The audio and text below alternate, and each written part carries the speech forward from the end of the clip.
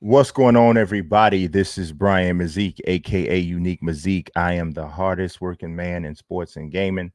I appreciate everybody who was patient enough to wait for me to go live. Uh, I know that it was this one's.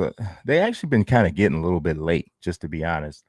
Over the last couple weeks, a lot of things going on. This is a busy time for me, covering the Patriots, the Bulls, and the Bears, um, and sports video games. And this is obviously one of those time periods where there's just a lot going on in my world, which is a blessing in itself because you could be in a situation where nothing's going on. You know what I'm saying? So you don't want to be in a situation where nothing's going on. What's going on, B Dizzle? And I'm kind of jumping back and forth between applications that I use to stream. So I like this one that I'm using now because I can do stuff like this. Pop B Dizzle on the screen, tell him what's up, man. How you appreciate you coming through. And my man, and I don't know if it's this man or woman, but I appreciate you nonetheless. Blade, what's going on? Go, my man. What's good? Look at him. You see him throwing a little shot at me, talking about some good morning, telling me because he getting at me because of how late it is. I see you. I see you. I see you, Elijah. What's good? Every time I see a word Elijah, it makes me want to talk like a pastor. Elijah. My main man, Elijah. Joe King, what's good? What's good? What's good? East Coast Cody. Being busy is a good problem to have. It is. Trey Atkins, what's good? What's good? I appreciate everybody coming through. Tristan Rice said I had to pause NCAA football. Oh, I pausing. I feel important if you're pausing NCAA football. I feel important. If you're pausing NCAA football to listen to me, considering the amount of love that game still gets, that must mean that there's something serious happening, right? So the first things first, Papa. See, I almost went into it. For you. But I want to talk about a couple things today. I'm really going to kind of focus on talking a little bit of MLB The Show, WWE 2K22, of course, NBA 2K22, of course, and then also, of course, Madden 22, which dropped for early access on the 12th, I believe. I think that's the exact same day that I got it. And the review embargoes are kind of embargoed until March 17th, which is now. But mine's not going to be ready maybe until later on today or maybe the 18th. I want to make sure that I give it a whole bunch of, whole bunch of, time to play a different stuff. But I am going to talk about a little bit of what I've seen so far. So that helps me, to a degree. I'm not like giving a review or anything like that, but just want to talk a little bit about what I've seen so far. Madden Gamer, he says, do you play NBA Jam? You know what's so funny? Like this shirt I like, right? I think it's kind of cool because it's like an updated NBA Jam thing. It's got Drew Holiday and Zion Williamson. It's like a Pelicans thing. I like it, but I've always hated NBA Jam. So I know that's kind of weird, right? But I've always hated it. All right, but it's late, so I want to jump right into what we're talking about. The first thing I want to tell y'all is that the my MLB The Show only channel is live. So that is something that I have actually I launched. I didn't really make a whole big old super deal about it or anything like that, but it is, the name of the channel is Mazique Speaks the Show. So pretty much on that channel, all you're going to see is stuff from the show. I'm going to put the link out there. I've actually, the subscribership has grown a little bit in the last couple of days. I appreciate people coming through on that. I want to see if I can, is there a way for me? I don't know if they'll let me link that bad boy here, but it's going to be in the description of the video. If it's not there right now, it'll be in there later. So I just put the link in the chat. So if anybody, open it in another tab, don't open it in this tab. So right click, open link in new tab. Do that. Don't leave me yet. I ain't did nothing yet. So, and then if you can, please subscribe to that. Also, don't please like this video. It's real super important. I'm trying to come through, and just deliver some cool stuff. So helps when you guys like the video. It helps the channel grow and all of that. Also, I want to point out this doesn't really have anything to do with the MLB The Show channel, which is something I just wanted to touch on. But I wanted to point out I did a video, an article on Forbes about how to get started if you want to be a sports video game YouTuber. And even if it's not just sports video games, whatever kind of video games you want to start. And, if you want to start doing content. And I put it on Forbes, and it's really just focusing on the equipment that you need to start. And so I kind of tried to touch on it from a few different budgets, so because not everybody had, can spend crazy amounts on it. I know when I started, it was nowhere in the world. I had to try to get the cheapest one that I could find.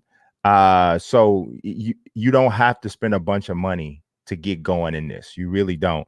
And you don't have to have like a perfect voice. Lord knows I don't. You don't have to have perfect speech. Lord knows I don't. All of that. So if anybody's interested in that, it hopefully can help you. I talked to a few content creators, people in the WWE 2K space, Macho T, Brandon does everything. Those are my guys. Luigi, that's my girl. She's awesome. All from the WWE 2K community, but also talked to Xerxes, one of the fastest rising Madden YouTubers out there. And so yeah, we talked to a few different people. RGS, who's a really dope MLB The Show content creator. So hopefully that's something that'll help some people out. All right. So the next thing is we're jumping through topics pretty quick. All right. So I want to talk about Madden first. Madden 22's. I'm not done with my review as of yet, but right about now, I feel like I have a pretty good idea of what the 6 key features are with this game, right? Now, I'm not going to tell you like necessarily what I think about them yet, because I'm still kind of formulating my opinion. I might say a little bit here and there, but the one thing I noticed is trench play definitely has changed a bit. One thing that I've always not liked about Madden's, well, not always, because it hasn't always been this way, but recently what I haven't liked about Madden gameplay is that on the defensive end, you're a pass rusher. I feel like dominant pass rushers were nerfed like over the past 4 to 5 years. And it was like almost to the point where it's never any real reason to control a defensive lineman. And I know they tried to address that a little bit in the past, but it just didn't seem like it got there. So I was playing some online games and even playing against the CPU, and I was noticing I was actually getting some of my best results when I was controlling Khalil Mack. Now, obviously, we're talking about arguably the best edge rusher in the game. You'll get some compensation from Myles Garrett, but I started to see that I was getting some good stuff from that. So I like that. And I like the fact that depending on whatever team you're dealing with, that may dictate who you should control, as opposed to just always take the middle linebacker, or every blue moon you take the safety. So I kind of like that. So that's one thing. All right. So that's one key new feature, I would say. And they really didn't talk enough about that, in my opinion, dressing that up. And on the offensive line, I saw some double team block animations that I like never seen before. Playing with the Bears against the Chargers in an online game, and my offensive line started keying on Linval Joseph, and I started seeing these double team animations like plowing. I don't know how much I like this though, because I mean we had two guys just completely demolished Linval Joseph. I know it's a double team, but Linval Joseph is a large human being. I don't know if he ever gonna get put like on his back quite like this, but I get the overall concept, right? So that was decent. The second thing is the M factors. And I've said this in several different videos. I've said this in print. In my opinion, the M factors are the best new feature in the game. M factors, in case you don't know what they are, they're like X factors for home stadiums or for home teams. So I applaud EA trying to find a way to incorporate home field advantage in their game. Nobody else really does it. People are like, oh yeah, it was in 2K. If it's debatable, right, then it's not in there. You know what I'm saying? Like, if they put it in and didn't tell nobody that it's in there, that ain't a feature. We'll see if it worked or not. That's not what that is. To me, if you deliberately try to say we're going to put this in here to simulate home field or home court advantage, that's what it is. And that's what the M factors are. My issue with M factors is that I don't think there's enough diversity in them. There's too many that are alike, to the point where I never want to forget like what stadium I'm playing in based off of look at whatever the M factors are. They made these M factors supposedly to have some sort of geographical relevance as well as relevant. I think they should have some more relevance to the actual team or roster, almost to the point where maybe you get to change what your M factor is depending on what kind of roster you have. Maybe that's down the line. I don't know. But overall, conceptually, I like the concept of M factors. The third thing that I think is a key feature is the visual is not a word. Visual. We're not going through one of them mayoral things. See, I'm really good at saying it now. Like that whole little thing I went through it. It's now I'm fixed. Thank you. Visual and audio in-game presentation is the next thing. It's hard to explain. If you've played Madden yet, you probably know what I'm saying. You playing on the road and your team is in a tough situation and the momentum's not in your favor, they start messing with that screen some real. And it's like, whoa, you get like a little shaky shake, right? And I love that. I love that. Also, the sound of the crowd and stuff like that at high points of the game, they did a good job on this. I really must give them their props there. Like there's a lot of stuff about Madden 22 that I still don't like, and you'll see all that in the review. But that part of it, I really don't have a lot of criticism for that part. I got criticism for M factors. I got some criticism for trench play, and I have criticism for the other two items on this list that I'm going to talk about. But as far as audio and visual in-game presentation, I shouldn't say visual, audio in-game presentation, I don't have any criticism. Visual presentation, there's still some stuff that could be there, right? Improved franchise play. That's the next thing. Improve franchise mode, I should say. There's more layers here. Is it a great franchise mode? No. It's not. It's not great. It's better than it was, but it's not great. And so at this point right now, that's kind of what people gonna have to just be okay with until next year, hopefully. I know that the scouting component is going to be added next month. I'm looking forward to that. I'm hoping they got some sort of secret updates that they're going to add to franchise mode that maybe they didn't want to tell us yet because they didn't know if they were going to be able to do it. Hopefully those things come through and it makes franchise mode even better. But right now it's not great. It's just better. It gives you a little bit of hope, I would say, moving forward. But that still is a key new feature of the game. Lastly, I think, and I'm going to group these kind of two together, better face scans of the actual players themselves. And they actually have, well, I actually got two more. I forgot I had one more. I had 5 at first. I changed it to 6.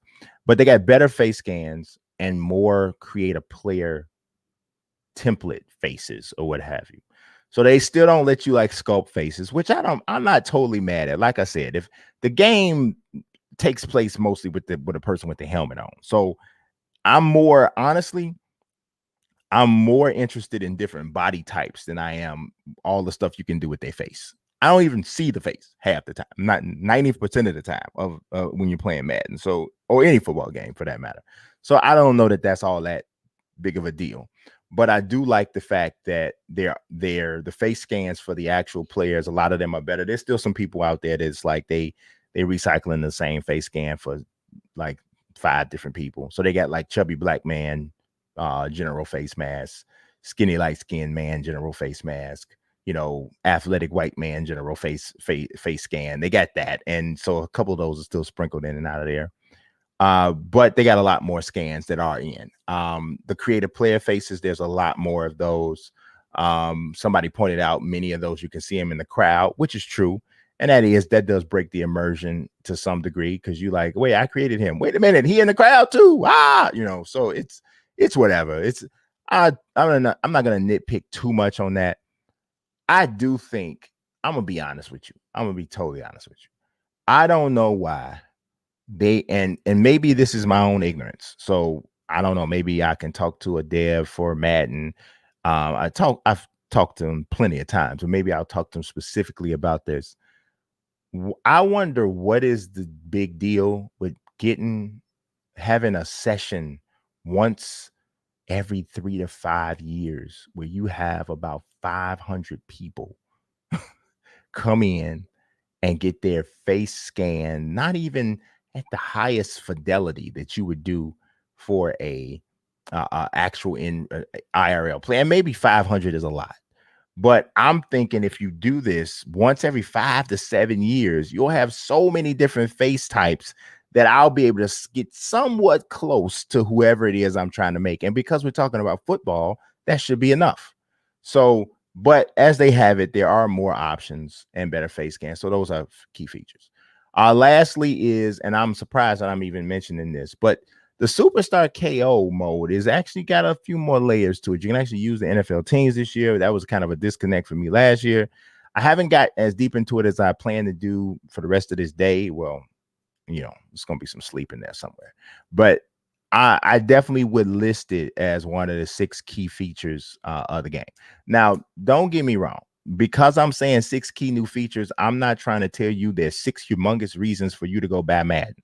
That is not what I'm doing here. That is not what I'm doing. I am telling you that these are the 6 things that I have noticed that are like the biggest quote unquote new things to see in the game. So if you can look at those things and then say, hey, do I think this is whatever? Then that will be up to you to make that decision. But this is not an endorsement at all. You know, I don't really give those very much. I give you my opinion, yay or nay. This is not an endorsement. This is more of, hey, this is an observation. So that's, you know, that's why I'm gonna go with it. So I'm looking at some of the comments here. The content okay, I didn't see that. Okay, we got Nelson Blizzake in here. What do you say? I think players should have impact attributes so you can have a roster with varying degrees of players who perform better at home. I definitely think that should be the case in NBA 2K. I don't know about in Madden. I don't know that I see that as much of a thing in football as I see it in basketball. But I definitely think that there should be a situation where there's a little bit more variation to the M factor concept. So that's just what. But in basketball, absolutely, there are players like who just perform way better at home than they do on the road. So let's see.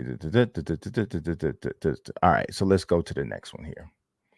All right, we're gonna still talk about Madden a little bit here, and y'all know I am a roster creator. I do it. I love it. I love it when people create rosters. It is just like, yeah, it's dope, right? So I was thinking I'm probably going to do some sort of Madden roster this year, or at least I'll do some sort of collaboration with somebody on a Madden roster. So I'm going to throw these out here. Y'all tell me in the, comment sections in the chat or whatever, what you think. Like some of these are like grade these on a scale of 1 to 10, 10 being most intriguing, 1 being I wouldn't download that if somebody paid me, dog. One of them, right? So the first one is just your general flat out, plain old all-time roster. You do some work, you do some research, which I already have a spreadsheet because I'm just that kind of dude. You do some research to figure out like who are the, fill out a depth chart for every franchise with the best players. Like I usually do a no duplicates thing, right? Because the duplicates, I like to make the choice, right? So this shouldn't be much of a choice, but you got to choose between Peyton Manning on the Colts or Peyton Manning on Denver. Okay, if you picking Peyton Manning on Denver, clearly you live in Colorado on a mountain and the air is thin where you live. So you trying to make the case that he should be on your team. No, we all know he's a Colt. So, but that kind of stuff. Oh, here's a good one. Marshall Faulk, Rams or Colts. I would definitely put him with the Rams and not with the Colts. So Eric Dickerson with the Rams or the Colts. Isn't that something how both of those two great running backs spent the time with those two different things? But I think Dickerson also played with the Raiders later in his career. But nonetheless, that kind of thing is what I'm talking about. And you decide which player goes on which team.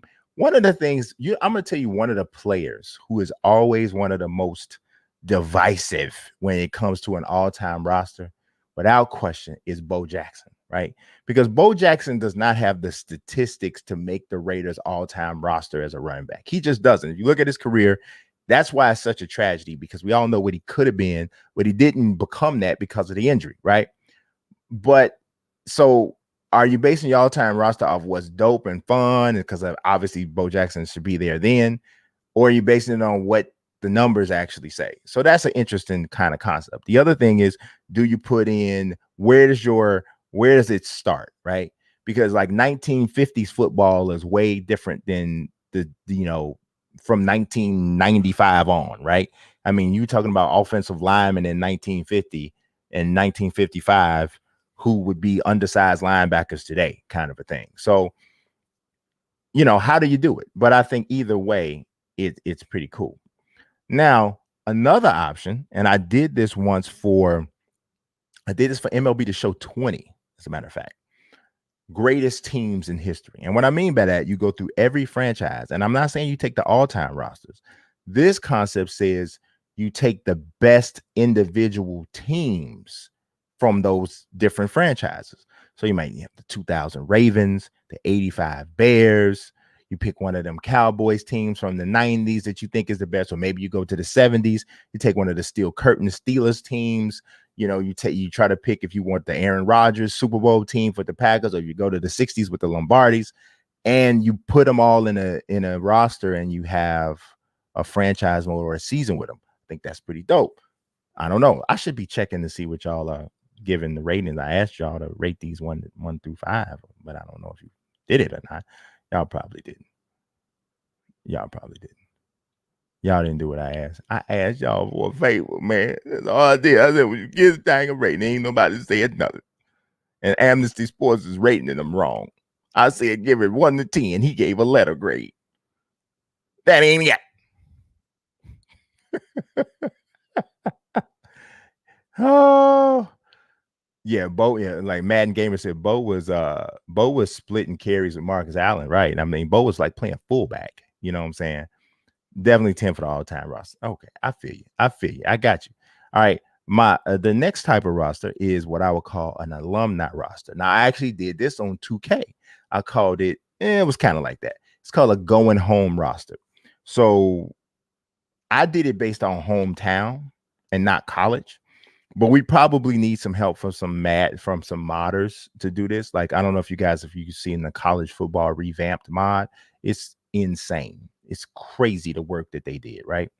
To basically put all of the collegiate, well, not all of them, but 32 collegiate logos and teams in there. So my thought is you take the 32 greatest programs in college football history, and that's a debate in itself, right? So Alabama, Notre Dame, Texas, USC, Michigan, Ohio State, and you just kind of chop it down from there. The 32 greatest, football programs in history, and then you take an all-time alumni team from each school, put them in a franchise or in a connected franchise and let it play.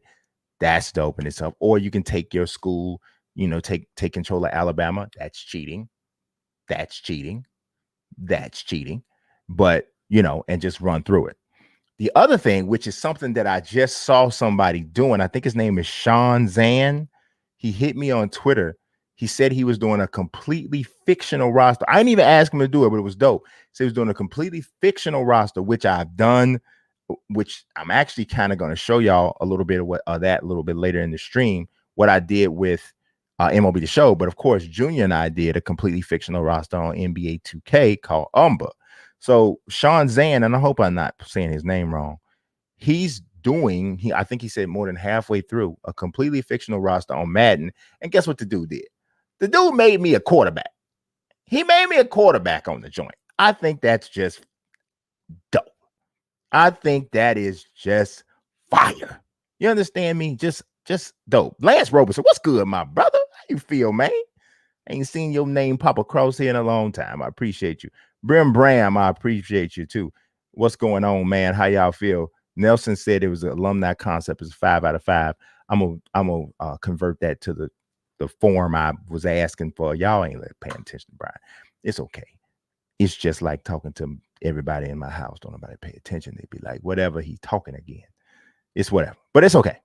But yeah, that's a dope. The completely fictional thing is crazy. Now, here's something that also I'm gonna show y'all a little bit of later on the stream. I like to doing the cross sport thing, like so football players playing a basketball game and vice versa and all that. NBA Madden roster would be kind of dope, but what would make it even doper is if the Bears were like the best players in Bulls history, and like the Green Bay Packers were the best players in Bucks history. You kind of give it a little geographical connection like that. It'd be really dope if a modder could make NBA style jerseys in Madden, which I've seen mock-ups of this, not in Madden, but in people just doing like, artistic mock-ups for like, infographics and stuff. I've seen them. Having that like in Madden, oh, that would be stupid. That'd be ridiculously dope, right? I would love to see it. I'm crazy.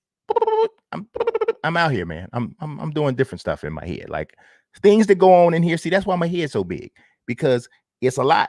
You need room for all the stuff that's running around in here. I couldn't have a little head. If I had a little head, it wouldn't be no room for all of this stuff that'd be running around. It just wouldn't be. It would just run out. So you never know. You never know. All right, so let's look. Let's look here. All right, it's time to talk WWE 2K22. And I know it's a lot of people here that, probably really wanted to talk about this, but there's a couple questions, or it's one question I'm going to ask and kind of discuss. And then I'm going to kind of back that up with a different concept or different thought around that, right? So the first thing is, when is the best time for this game to release, right? And so I'm going to answer that question a little bit here. So I feel like, first and foremost, if we don't see something about this game at SummerSlam, then as far as I'm concerned, it's you definitely got to understand there's a problem, right? And I fully believe that we will see something at SummerSlam. I there would be it's just not, trust me, I just don't think that would be, I just don't think that's possible, really, honestly, that we will sit up and there will be nothing that comes in the way of news at SummerSlam. If we don't see something at SummerSlam, somebody give me a panic button and we will slap it together. But I feel really strongly that will not happen. Okay. Now, what you're going to see is the thing. And in my opinion, there's no way that around whatever we see at SummerSlam, assuming we do see something, there's no way in the world that I could imagine that we won't get something of at least a release situation, right? Something to that effect, right? Something that tells us when to expect the game. Because just think about it, right? It's August, okay? And the release date that most WWE 2K people are used to is the second or third week of October. I think there were a few years where it was like October 10th, 14th or something like that. But usually it's that third week or fourth week of October. It's already August. And I know a lot of games are running late. NBA 2K is one of them. We're going to talk about that in a minute. But it's already August. But here's the thing. We know when NBA 2K is releasing, supposedly. We don't know that yet about WWE 2K. So here's the thing. When whatever happens at SummerSlam happens, assuming something does, you have to find out some level of information about the release date. To me, it's not really possible, right? And I'm just going to tell you, I would be surprised, majorly surprised, just based off of everything that I've absorbed just over this time period, that if you don't have a better idea of when this game is going to release. So that brings me to the question that I started with when I started this segment. when is the best time for the release? So a lot of people feel like, well, if the game doesn't come out in October or at the latest November, then it's delayed, which means that there's a problem. Now, that could be the case, but perhaps that's not the case. Perhaps the game was never supposed to really come out in October, or maybe there was a plan for it to come out in October at some point, but because of some other things that they wanted to do in terms of making sure that it hits different, they decided to push the game a little bit later. So then my thought is, to me, if you were looking at the best time to release a WWE wrestling game, and I've said this before, I've said this in articles dating back at least 2 years, and I've said this in previous videos, but the best time to release a WWE game, in my opinion, is around WrestleMania. Now, I know there's a bunch of people, WWE 2K people, who are probably going to take a nosedive off the top of the cage with me saying that. But think about the release calendar. And I know a lot of WWE people are so tunnel focused, and wrestling folks are so tunnel focused that, like, Starstruck was in here just a second ago. Starstruck was in here just a second ago. I was talking about all of this other stuff, which I always talk about. And she comes in and says, finally, because that's how wrestling people are. They don't want to hear nothing else except about whatever wrestling game it is that they're waiting on. That's it. That's it. That's what we want. I came here for the wrestling. Talk about the wrestling. So, but I understand that might be how you feel. But you have to look at the whole thing. And starting in August, she said, we are traumatized. I understand. And you have every right to feel the way you feel, because WWE 2K20 was hot trash, burning hot trash in a flaming dumpster. It was bad, right? It wasn't good. And so now, if this game doesn't come out in October, we're now talking about 2+ years since there's been a WWE video game released. WWE 2K video game, not Battlegrounds or whatever, but an actual full out release. So I totally get it, right? But I feel like if the game comes out around WrestleMania, there's a good and a bad point to it, right? The good part, well, let's talk about the bad part. The bad part is, let's do good part. The good part is there is enough time for the game to come out, the game to get the proper hype, because this is a business. They're not going to release a major AAA title without significant hype. And I'm telling you, I'm looking at the fact that it's August 17th right now. SummerSlam is, this weekend. And we haven't really seen anything except for some grayscale people doing some mocap for some entrances. That's not the proper hype for a game that you really want to release in the next 2 months. I know the NBA 2K people are like, tell us about it. But NBA 2K, I'm going to tell you, 2K knows they have a lot more in reserve on that than WWE 2K has. They have a lot more in reserve. So if you look at the calendar, in August, Madden comes out. And I know that's not a 2K game, but it's a game that could cross-pollinate somewhat with WWE because it's still somewhat in the sports category. In September, you got NBA 2K, you got you more usually have NHL, you have FIFA, the biggest sports game in the world, essentially. And so 9 times out of 10, or not, I won't even say 9 times out of 10, but oftentimes someone who is interested in buying WWE 2K, or maybe even somebody who's buying gifts for someone, those 4 games might take a dent, or be somewhat of a dent into the amount of funds that you have reserved to buy that game or to buy WWE 2K. And the game that comes in later sometimes also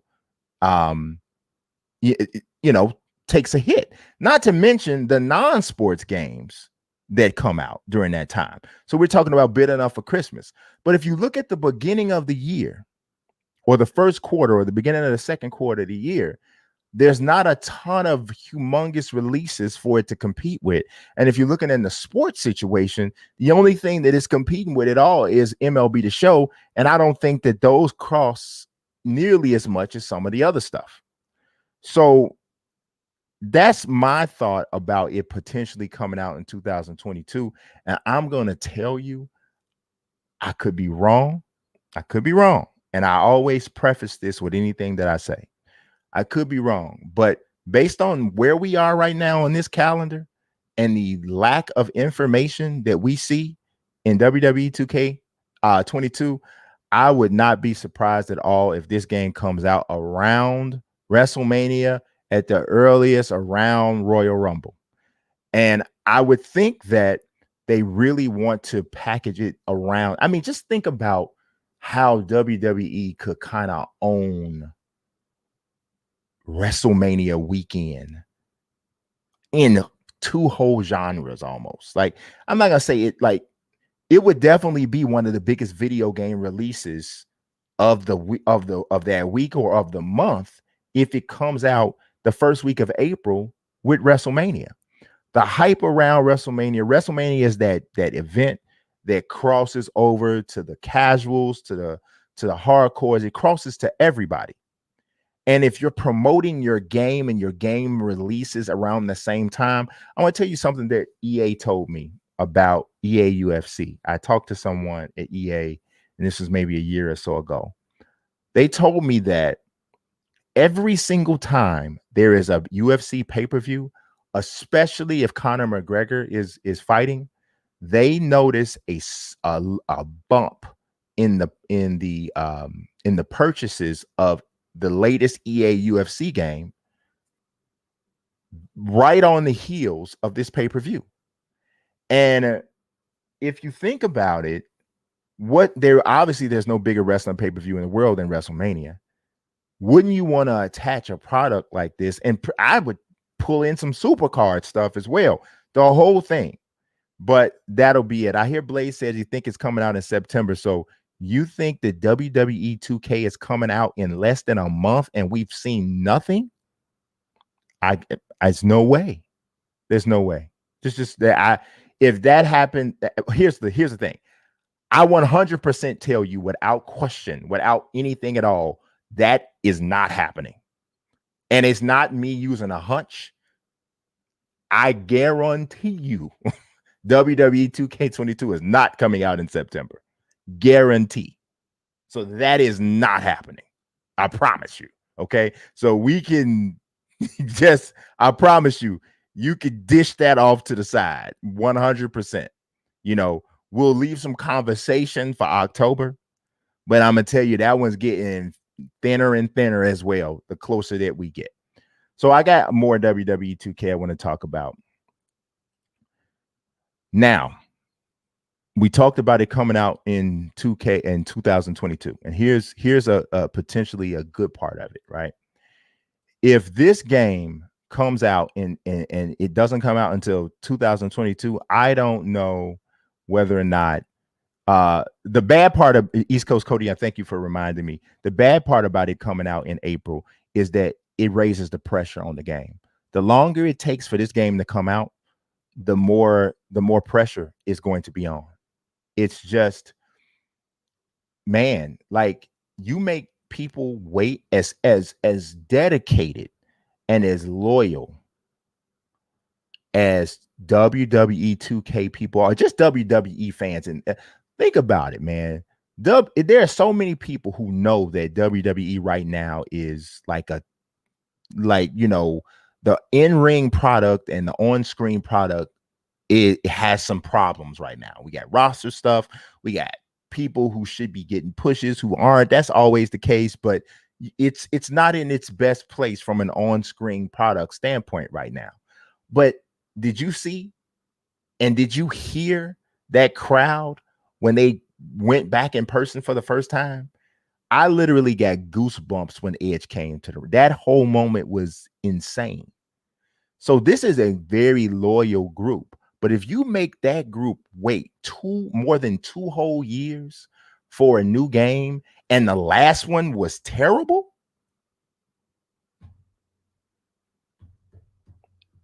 Okay, that's a lot of pressure. So that is the downside of waiting until 2022 for the game to come out.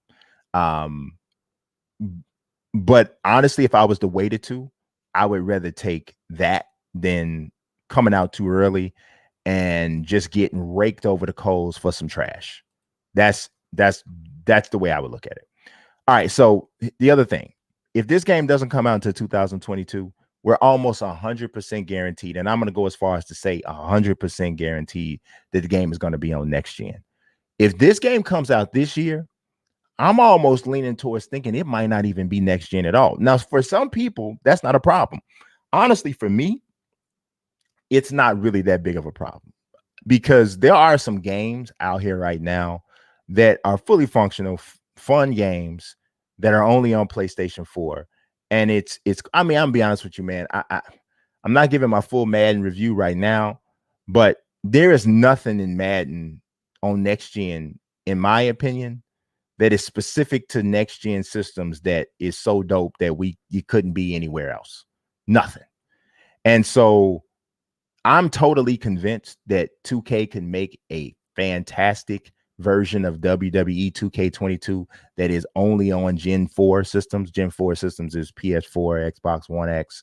I'm 100% sure that they could. It does not have to be next gen. As a matter of fact, making it next gen only adds more pressure, because if it's next gen, the moment you slap that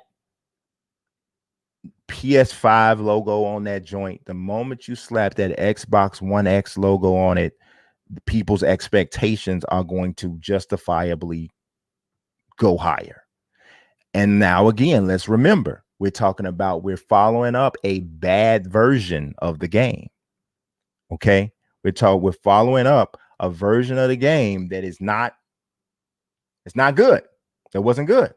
And we're also telling people that we waited more than 2 years for this joint. Waited more than 2 years. The last version was bad, and it's on next gen, making a next gen debut. Man, you might as well be shooting a fadeaway 3 in Game 7 of the NBA Finals with less than a second left, and Kawhi Leonard had his hand in your face. That's the kind of pressure we're talking about. It's pressure. So I don't know. I don't know, man. I want to wait till April, but I'm gonna be totally honest with you. If you know what I would be totally, and I didn't even prepare. This just literally came to me. What I would be totally cool with WWE 2K22 is if a current gen, well, it's not even current gen no more. I don't know, how long do you keep saying current gen when the system's been out? I don't even know. But the Gen 4 version, if they had a PlayStation 4, Xbox One X version of WWE 2K22 that came out like in April, fully fleshed out, dope, the whole nine, and then turn around in October or November and drop the upgraded, upscaled next gen PS5, Xbox Series X version, oh, I'm all in.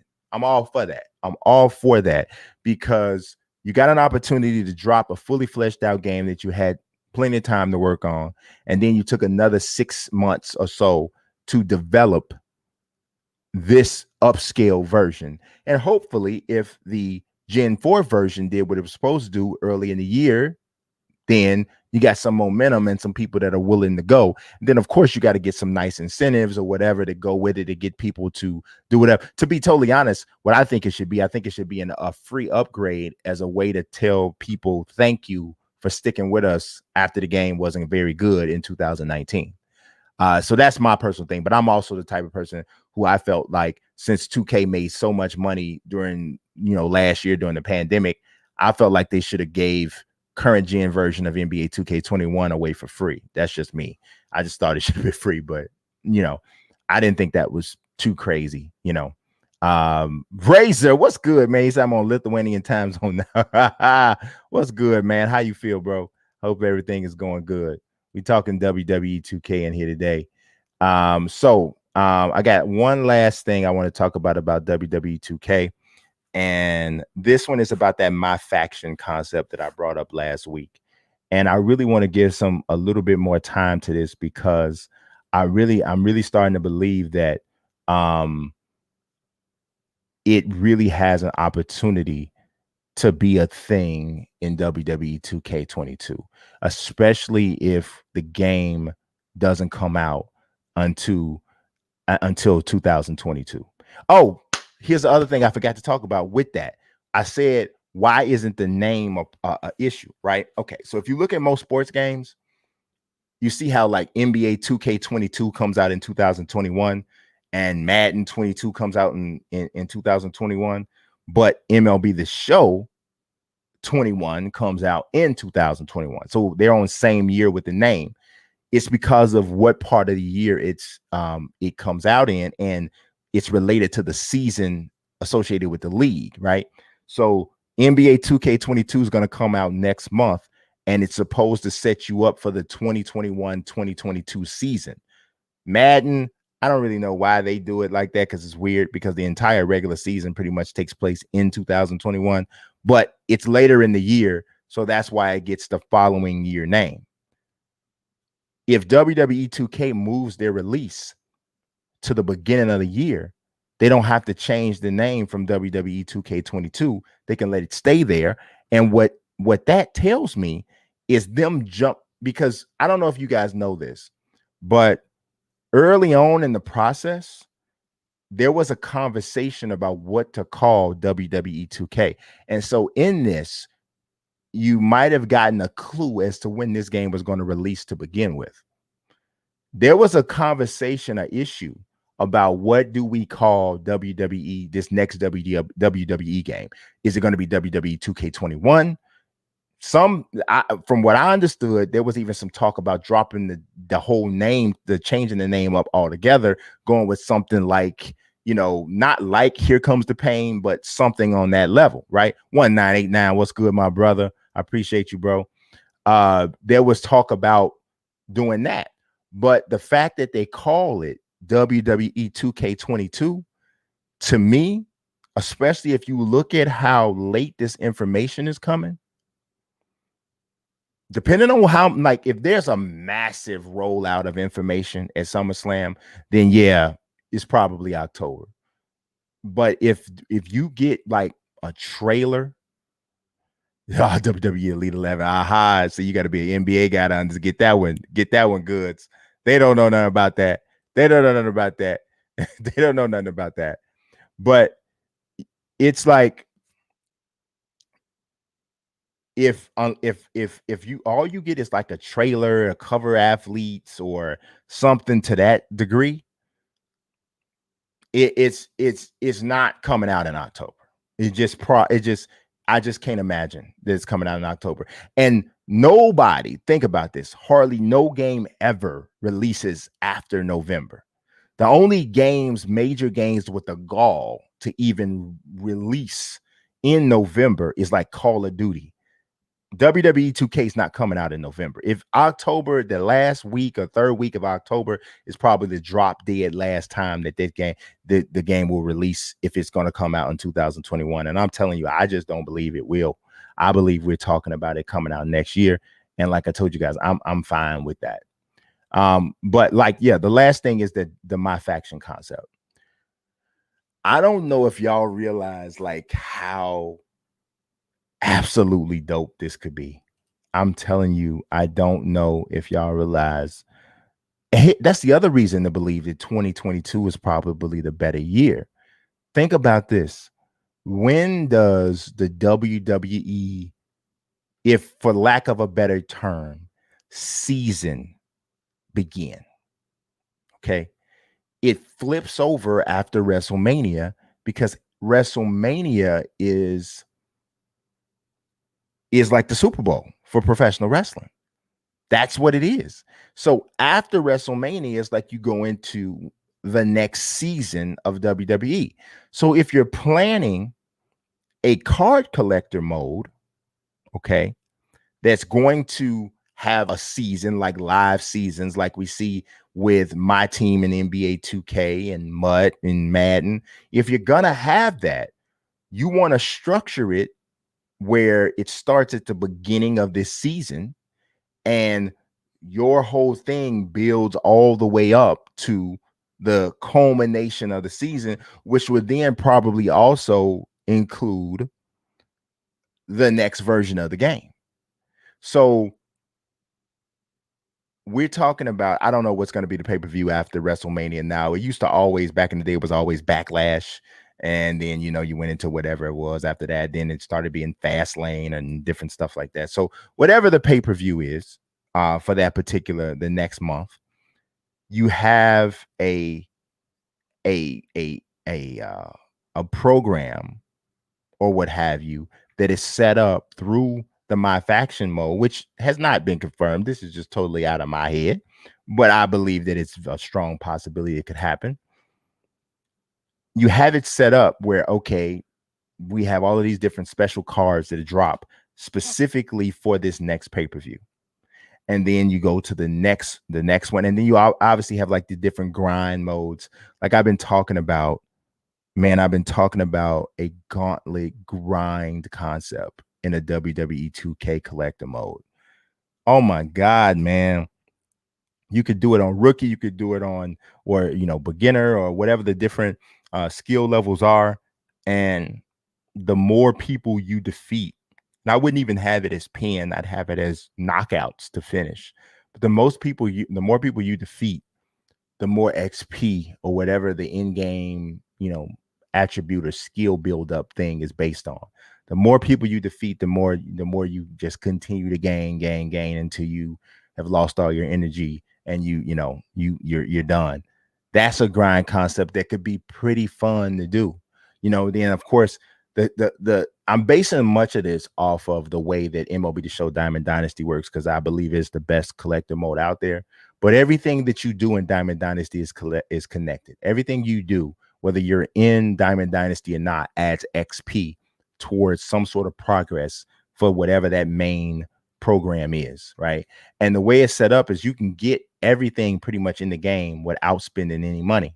But of course, if you're short on time or whatever, or you just don't want to go through the grind, you can spend some real money and, you know, accelerate some stuff if that's what you want to do. But you don't have to, and you're not at a disadvantage if you don't really. You know, that's just the way the game flows. It's just so much better that way. And I think WWE 2K's collector mode, if we get the chance to see it, I think that's exactly how it should function.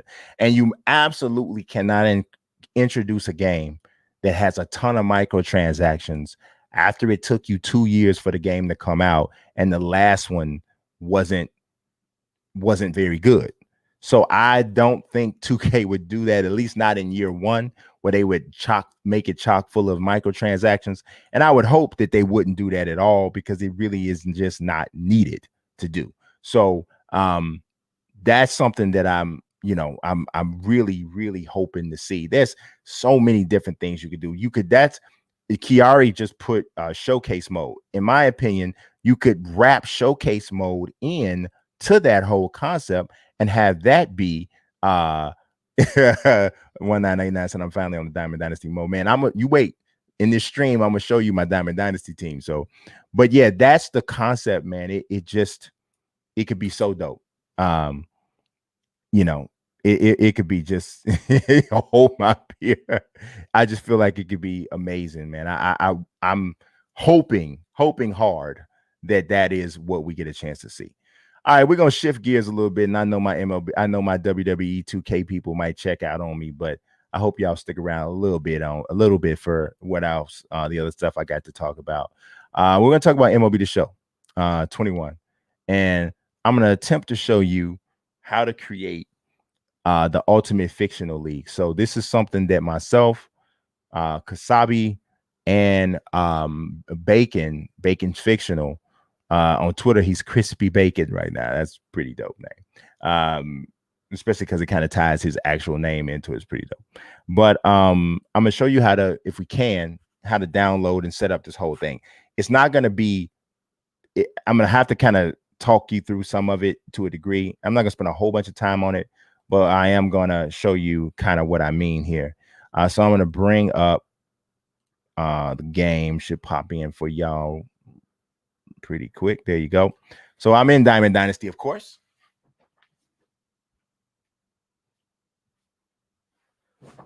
Now I will go back to Diamond Dynasty, but I want to show you this first.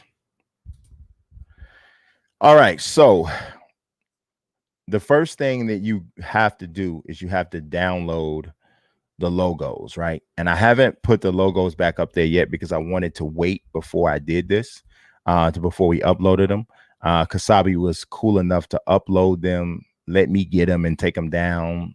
He took them down right after I got them so that I could put this out here, right? So you're going to go to the vault, and what I'm going to do is probably put together a separate video or in the description of the breakout video that I put on the MLB The Show channel. So if you haven't yet subscribed to the MLB The Show channel and you're interested in this, it's Mazique Speaks the Show. So go ahead and subscribe to that.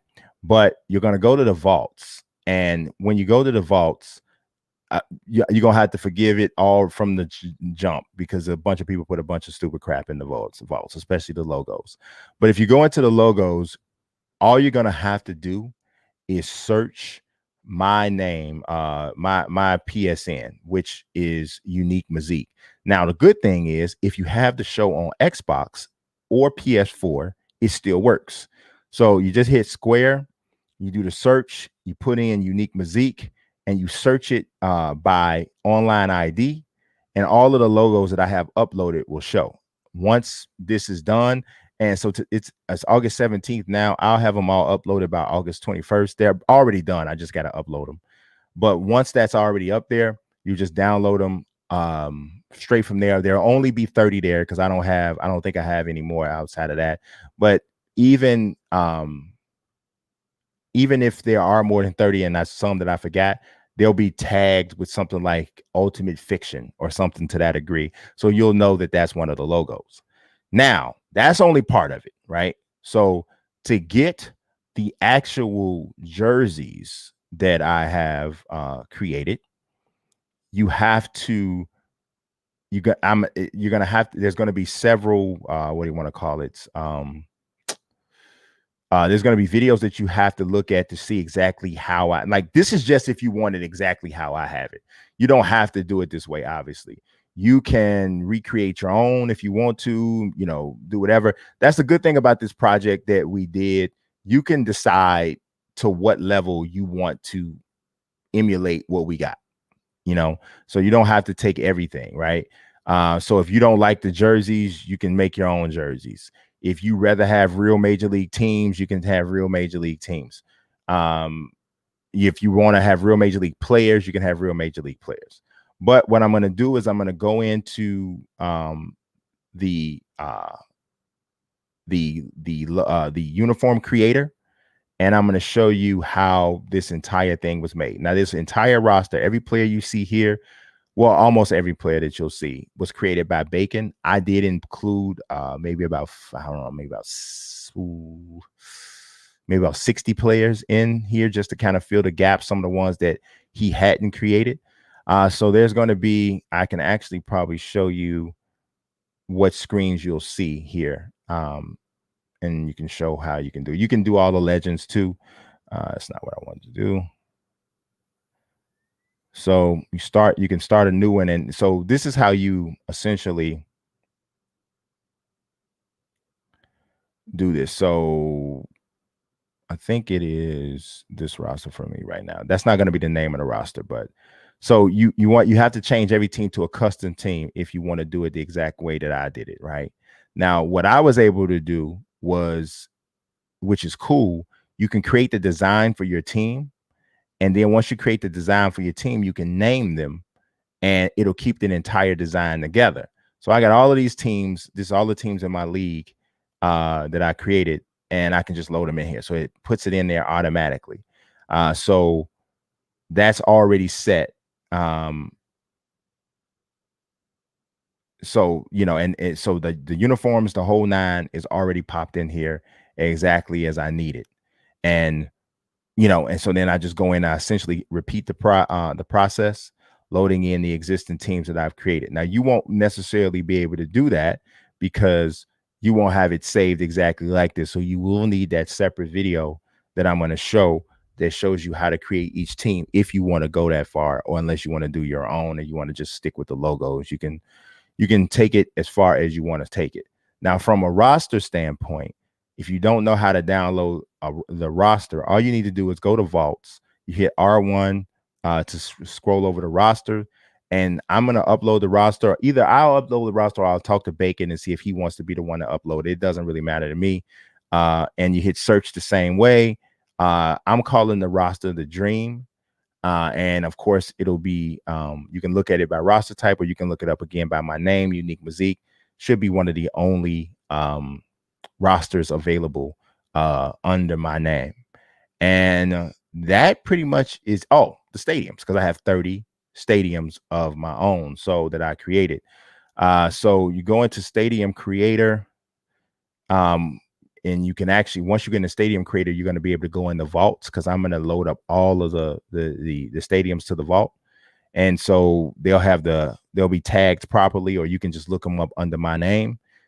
Chicago Dream Gardens, Milwaukee National Park. I created Archway Field, Rush Field, the Coa Grounds, Titan Stadium, B-Boy Palace, Bandits Field, Newport News Field, the Capitol Park, Lakeland Field, Baltimore Monument Park, Hollywood Park, Rap-A-Lot Field for H-Town, Peaks Stadium. I told you, like 2 stacks of doo-doo back there. That bothers me. Titan Stadium. Wait a minute. I thought I just said Titan Stadium another time. I did. I got 2 things named Titan Stadium. I thought I did. I got to change that. And they're not even the same stadiums. Or are they? I got to change that. Tower Field, Oakland Sports Complex, South Wing Stadium. We got Bourbon Street Field. Obviously, that's in New York. Railway Field. I really like that one. Put some kind of railway thing. Now, it just goes to the end here, so you can't ride the train that far on the left because you fall off. Industry Field. We got Apple Tech Field. Kind of a little space age kind of thing happening here. Hartford Dome. This one's weird because it just goes straight up. It's crazy. Hardcastle Field, North Bay Field, and then Brothers Park, that's in Philly, South Beach Field, and then Perfect Park is in San Diego, Lowell Stadium. So I have all of those uploaded, and you'll be able to download those as well. So it's gonna definitely take some separate videos to break this down, but this is definitely the jump off. And when this is cut out as a separate video only on the MLB The Show channel, it'll probably make a lot more sense. So that's that. All right, next thing is the NBA roster. All right, so my man Dr. Sublime did a fantastic job, and you guys, for anybody who hasn't seen this, when you see it, it's gonna be kind of, it's pretty cool what he did here. I asked him to, to me, I don't know anybody who is better at creating faces in the game. I don't really know anybody that's better at it, creating faces in MLB The Show. So I asked him, I was like, man, it'd be real cool if you created, I gave him a list of 26 players to create. And he really got into it, and he started putting them on the cities that they would, associated with based off who they play in the NBA, play with in the NBA. And now we got a complete roster with it. So he put Reggie Miller on the Reds because, there's no Indiana baseball team. But look at Reggie. I mean, if you know the limitations and everything of this particular creation tool, which is a better creation tool than 2K by far, because you cannot make a Reggie Miller in NBA 2K that's that good. If anybody plays NBA 2K and have tried, they know you cannot make anybody that good in the game. You can't get that good. And he did a great job there. So we got Reggie Miller. Of course, you might have seen this video on my channel already, in one of the streams, as well as on my MLB The Show channel. I got Giannis playing center field. This is a Giannis Antetokounmpo. He got him with the Milwaukee Bucks. This is pretty dope. Right after this stream, I'm going to upload. Actually, I might even do it on the stream so you guys can see it. I'll upload this one in case somebody wants to download it. We don't have anybody on the Pirates. Don't have anybody on the Cardinals. But look at my man did Barkley. And this Barkley came out quite good. It is not terrible. It's not terrible. Yeah, I'm feeling it. I'm feeling it. And so we tried to do like the attributes and kind of like, don't take it too serious, but tried to make them as relatable as possible based off of whatever their skill is uh in real life. Look at Devin Booker. Now, this was definitely all his doing. He is a major Suns fan, so he insisted on having Devin Booker added in here. It's not too bad. His anything that it's not is not based off of his limitations. It's more of the limitations of the actual tool itself. So certain type of hairstyles and facial shapes that you might not be able to make. But I'm not sure you can make a Devin Booker this good in NBA 2K at all. So, and we got quite a few Suns. I told you he's a Suns fan. Steve Nash.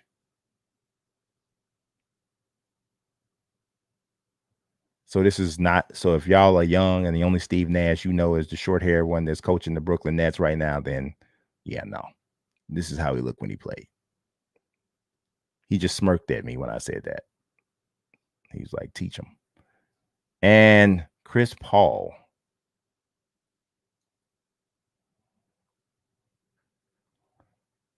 I think I darkened him up a little bit because I think he's about a shade darker than this. I think I darkened him up a little taste, but definitely solid. Who else we got here? We got Nikola Jokic with the Rockies. And he got chunky Jokic. Jokic is a 6'10", 290-pound third baseman. Steve Nash.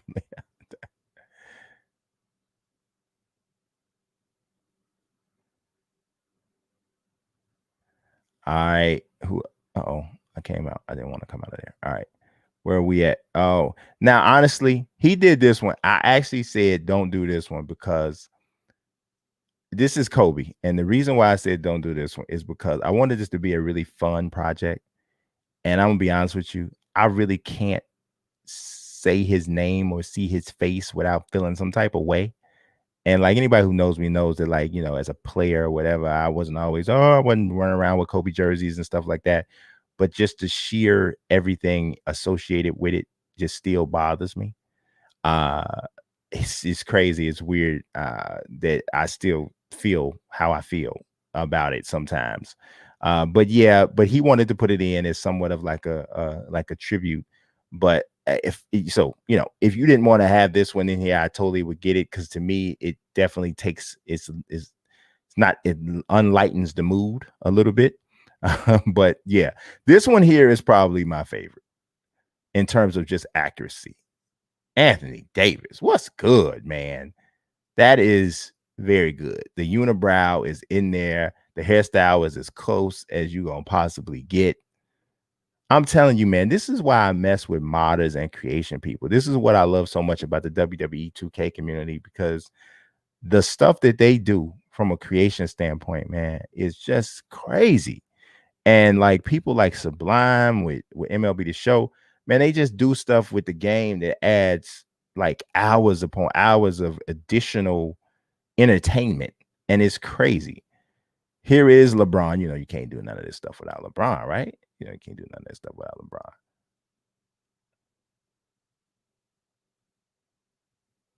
Yeah, that Anthony Davis look good, man. The LeBron would help if it was a better hairstyle. He also should be a little darker. Let's see if we can darken LeBron up a little bit. He should be a little darker.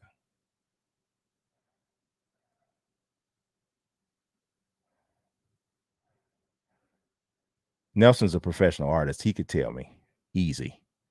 I told Nelson one day, and I know he don't have time to do this, right?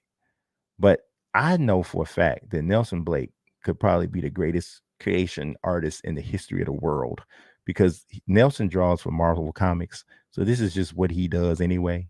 He might be frustrated by the limitations of the tools, because they are far more limited than his hands. But this is Magic Johnson, young Magic. I kind of see it a little bit. I feel like the hairstyle could be a little bit better, but it's much better than anybody else that I know could ever do. You know what I also did, though? I gave him a little bit different facial hair, because I felt like giving him some different facial hair made it look a little bit more like him, like that one maybe. No, it's that one. It's that one. That one looks more like him. And actually, his hairstyle, I don't think they really have it, and that's the problem. The one that he, I guess it's more like that one. It's more like that one. I think it's more like that one. All right, look, we got Kawhi. Now, they don't have Kawhi's hairstyle, right? So we had to go Rastafarian Kawhi. We had to go dread Kawhi, baby.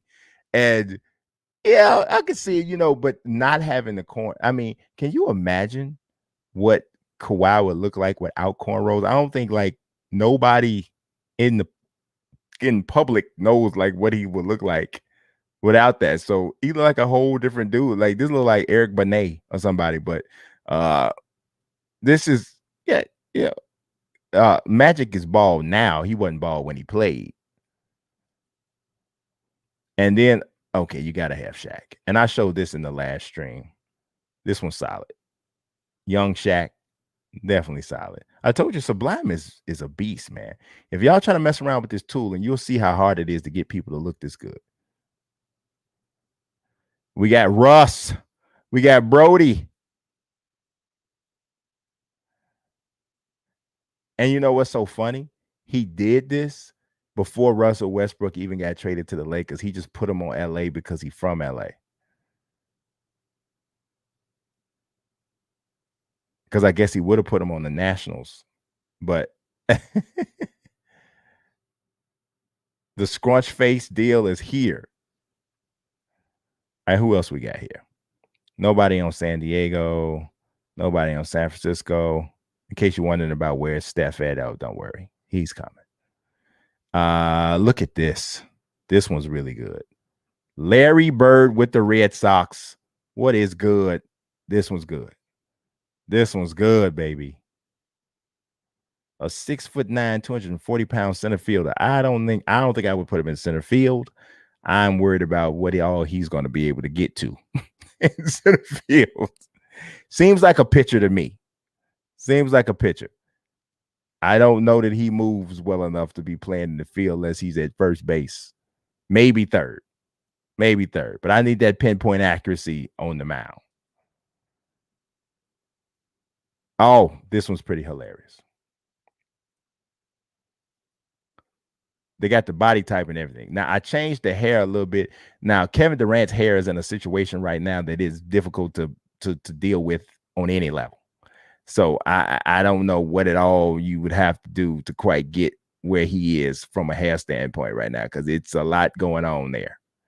But we're going to let it roll with this one here. This one actually looks a little bit like Heat Check Gaming head coach and manager, Famous Enough. That one kind of look like my man Famous a little bit. Looking more like Famous than Kevin Durant, but it does look like Kevin Durant, but you need his neck to be a little longer. He should be on the Mets. I can feel that because I can see him being on I can see that. James Harden. Oh yeah, I like it. METHOD, man. Hey, you get off my cloud. You don't know me and you don't know my style. I like that one. The hairstyle, they don't have the right mohawk, so it is what it is. Oh, we got Kyrie. He's dropping sage all over the place on people. Stepping on Lucky.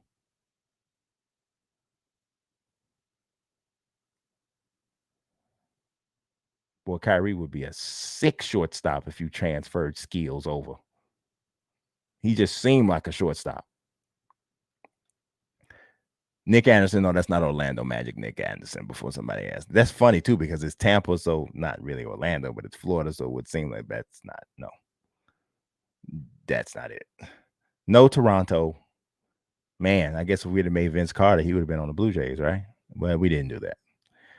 My dog, Zach LaVine, baby. This is good too. This is good. Gold medal, baby. Gold medal, baby. Zach. And you might say, oh, yeah, he should be on the Cubs. No, he shouldn't. The same owner that owns the White Sox owns the Bulls. Now, I'm a Cub fan, but I can't sit in here and lie to you. You got to be on the White Sox. But this is good. This is really solid. This one and the Anthony Davis one, to me, are like my favorites. Zach LaVine running everything down. He shouldn't be at second base. He'll be at center field. He running it all down. Oh, and he also did this one, which I didn't actually even look at before because I forgot he did this one. Michael Jordan. And then he put him on the Birmingham Barons, too. The greatest. This one's good. This is definitely good. This is really good. This is one of the best, too. It's right in the same. It's right in the conversation. His airness.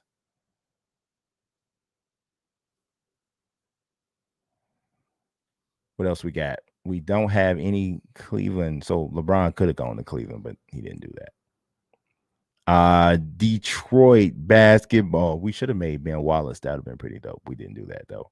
No Kansas City. We don't have any Minnesota Twins. We don't have any Houston. We don't have any Angels. Steph Curry. The hairstyle is, I don't like that. I know what he was going for, but the face is good, but I like a different hairstyle. I think for him, maybe. Do they have a different one? I guess that might have. I see why. Oh, wait a minute. No, I would probably do this one. I'd probably do that one. And I actually think his hair should be a little browner. That's the thing about Steph. His hair is kind of brownish.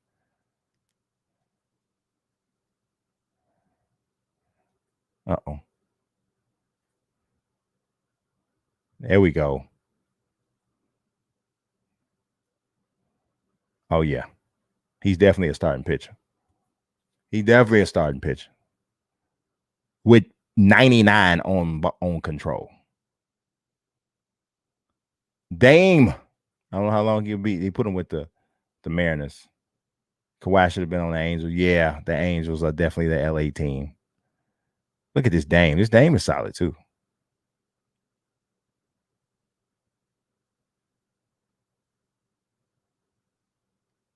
Yeah, like I said, I'm going to upload this right after. Might be something cool for kicks and giggles. Luka Doncic. Oh, this Luka solid. This is like rookie year Luka for sure. No facial hair and all that, but this solid. Oh, my God. Hairstyle and everything. This solid. This is solid. I don't know if Luka would be a starting pitcher, though. I don't think Luka's a starting pitcher.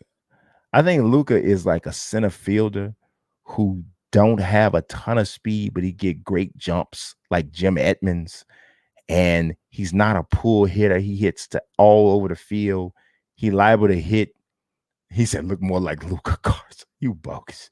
That look like Luka. What you talking about, man? That does look like Luka. But he hits to all fields, hits over 300, not 50 home runs, but 35, 115 runs driven in, 100 walks. He fill up the stat sheet. Maybe his hair could be a little lighter, though. But I definitely think that looks like Luka.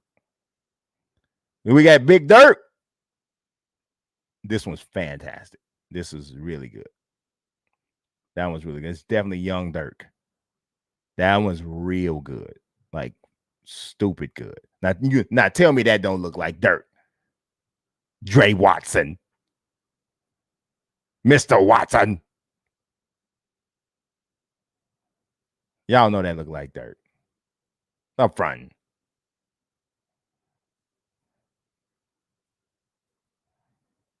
All right, who else we got here? Is that it? Oh, my man Zion. He's a catcher? His hair's a little too tall. But yeah, I think I'm digging this. I'm with this Zion. I'm with the Zion. you know, they don't have the exact hairstyle, so you got to get the one that's close sometimes, because his hair don't go that high, but they don't have another one. Like, actually, that length is more, you know, right, but that looks just weird. You never heard who? There should be, I don't care if you're not a basketball fan, there should be nobody in this video that you never heard of. How come on, man? How you never heard of some of these people? Like, never ever heard of them? I'm trying to see if there's a, yeah, no, this is he looked like Bruno Mars had a really good tan right here. Wait a minute. That actually, this is the right length, but the mohawk throws it off because he ain't got no mohawk. But I think I would go with that one instead, though. No, we'll go with the other one he had. But what if Zion come back for next season look like this? Y'all gonna be like, what in the world done got into Zion? Zion a snap. Wait a minute. No, yeah, no. See, he got the stuff going on in the back there. All right, we got Trae Young. Now, you know, the hair situation for Trae is different. This is not the right hair. We gotta change the hair. He got a little going on here that ain't really. He got too much going on. It's really this. He got too much going on with this one too, but this one is the one though. Trae Young looked like a Dragon Ball Z villain. He looked like he in his final form. Super Saiyan Trae. His hair is the nest. In real life, it's the empty nest.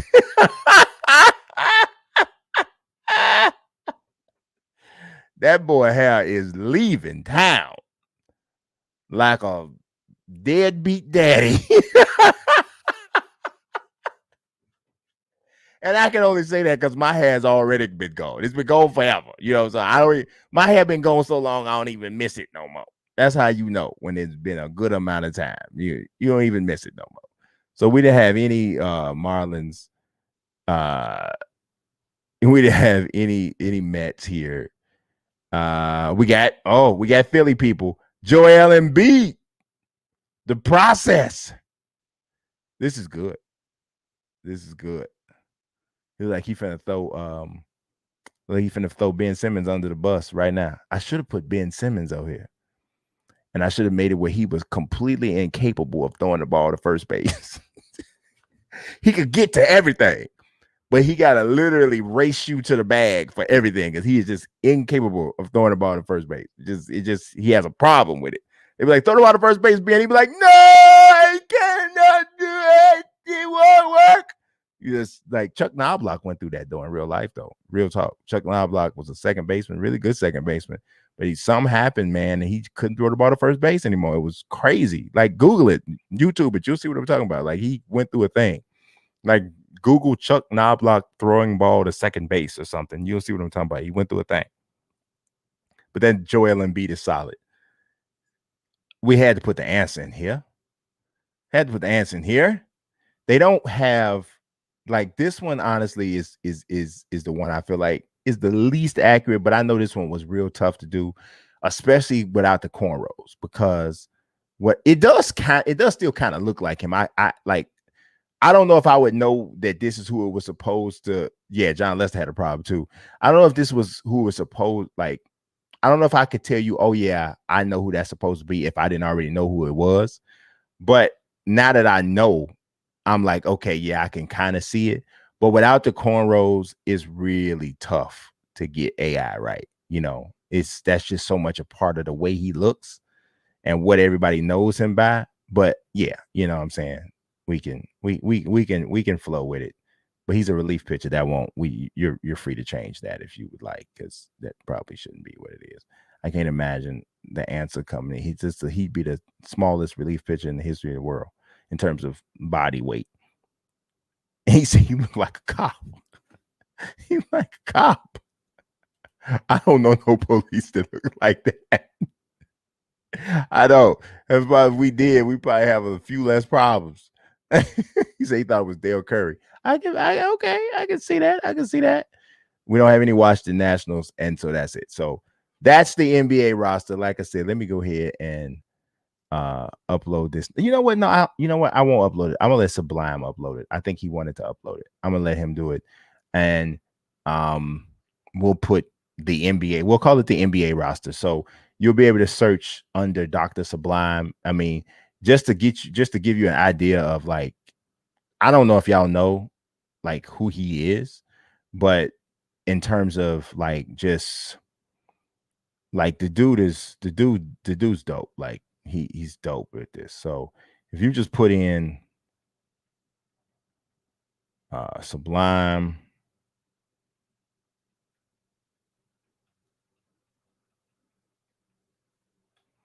and you do it by online ID. Oh, they're making, oh, it's on logo. My bad. It's players. Okay, so all of these people he did. Look at this Barry Bonds, and he did young Barry Bonds, old Barry Bonds. Some of these people, and so okay, so he did Sam RBT. So that's telling me right now, Sam RBT is the YouTuber, the Madden YouTuber. He's clearly probably going to do some MLB The Show content if he hasn't done it yet. I saw the Travis Martin that he put up earlier. We got legends here. Oh, he did the coach. Let's see. The coach that's solid too. So all of this stuff here. So you'll see the players that he created here. He probably do it in roster. So you'll see it in roster when he does it. So you see up at the top where it says player. If you just hit R1 or L1, you'll be able to scroll through the different categories of creations. But this is what he does. Look, Doug Vaney, that's good game, bro.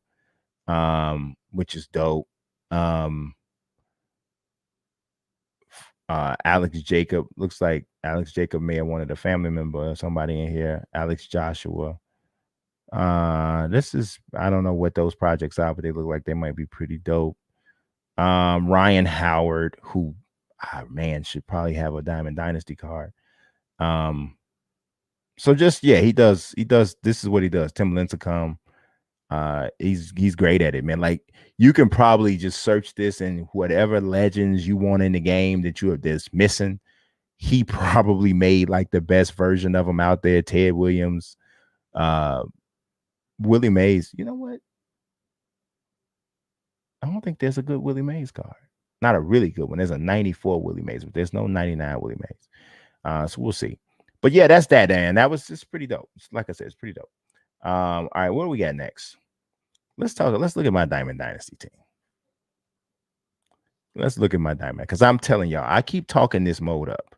And if any of my WWE people who are still here, you're gonna kind of see what I mean, right? So I'm just, for anybody who hasn't started playing this game yet, it can be overwhelming to start.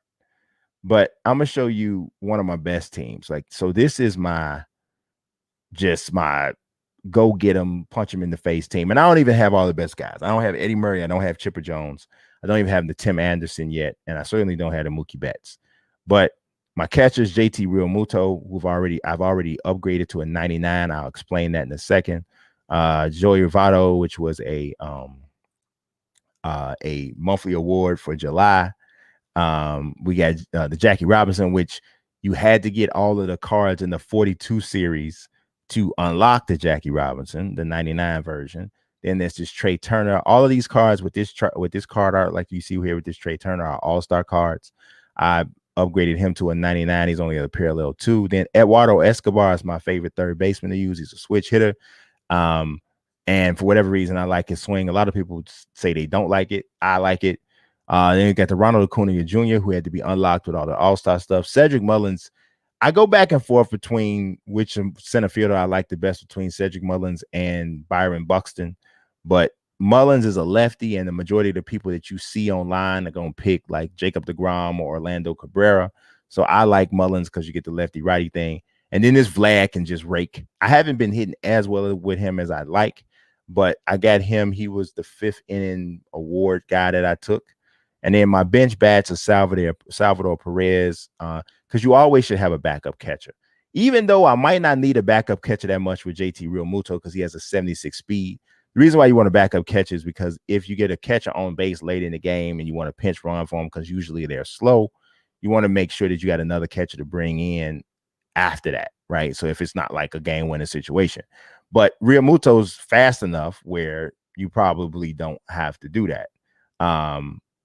So, yeah, then you got Salvador Perez. Then Kyle Schwarber can crack, and he can play catcher. And you got Wander Franco. I got him up to a parallel 4. That's my highest one. And Prince Fielder, and then we got Aaron Judge. So this, I'm telling you, man, this mode is just crazy. Like, this just, all of the stuff that you can do here is just insane. So you start off like, you can play the program. So the 5th inning program, which I've already completed, but you see this thing where it says 100,000 XP, 115,000 XP. You basically, everything you do, whether you're in Diamond Dynasty or not, adds XP. And so you're building this up the whole way. And, you know, each one of these programs lasts about a month. So I'm already finished with, you know, 10 and a half days remaining, right?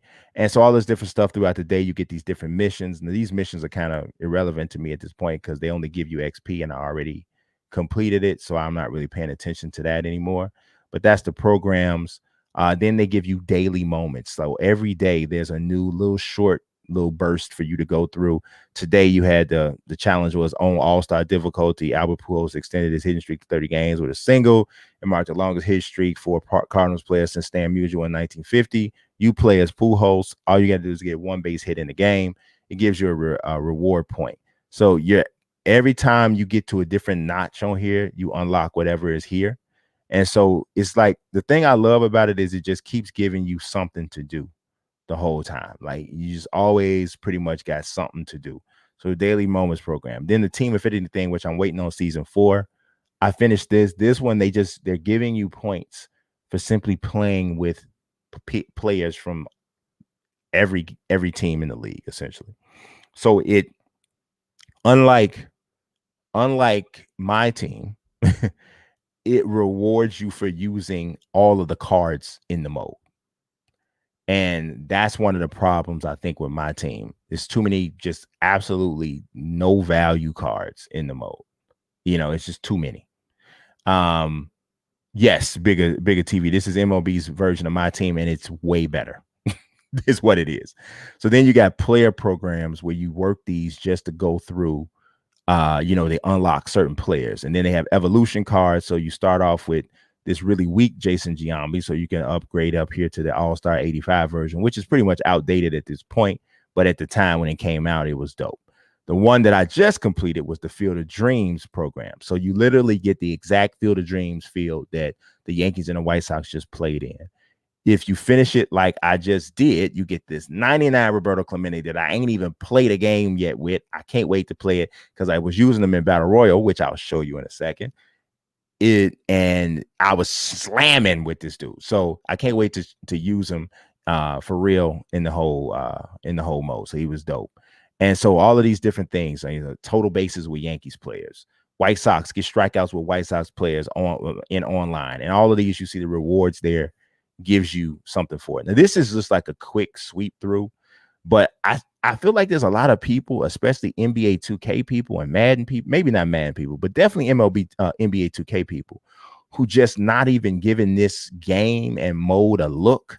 And I'm trying to tell you, if you only look at it long enough to see what you want to suggest is added to my team, it's worth it just for that, like for real.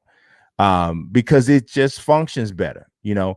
And in some ways, it functions better because I think the game is just more fun than NBA 2K. I think MLB The Show's gameplay is just more fun. I've said before, I think they have an easier job. I know they have an easier job because they don't have to deal with any collisions at all.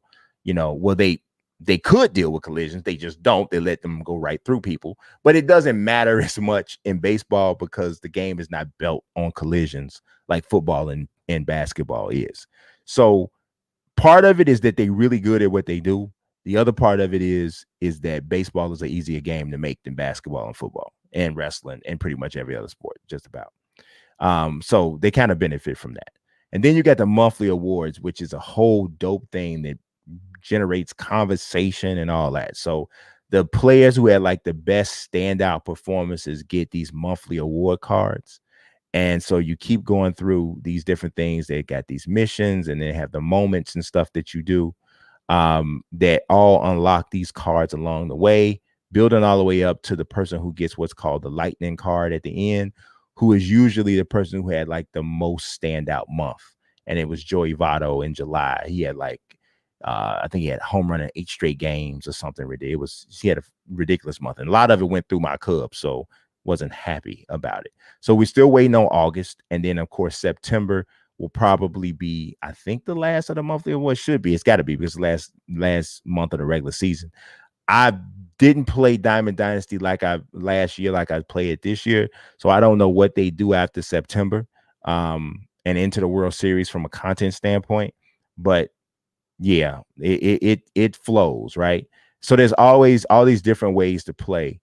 You can play versus CPU. The grind games are more fun. Then, of course, all the moments. Then this showdown. I got to tell you, this showdown is crazy, right? This would be so dope in my team. So let me see. I'm going to go. I hope they don't charge me for going in one because they take my stubs if you go through. So essentially what they do is my stubs are just in-game currency, just like VC. You can buy it, but you don't have to. You can accumulate them easily without it. But it's like all of these different things here that are lit up, they basically represent a challenge that you have to do. And so it'll be like, okay, you're down 8-6 in the 8th inning, and you're taking control of this team, going against this team, and you got to come back and win the game. If you do that, you start off doing like a draft, like you were doing a MUT draft. And so you draft your players. And every time you get past a round, they give you an opportunity to add a perk. So it might be like you get higher exit velocity when it's 2 strikes or something like that. And then you get to add a player to your team, which is more than likely going to be an upgrade over a position. So you keep going through all of these. And then these ones with the red, with the face and the bat behind it is a showdown. So it's a boss. So they change it to this mode that's almost like home run derby, where all you do is bat, but you have to score a certain amount of runs before you get a certain amount of outs to get past it. And then you get the upgrades from that and just keep going all the way until you get to the end where you get like the final boss, and it's the same type of thing.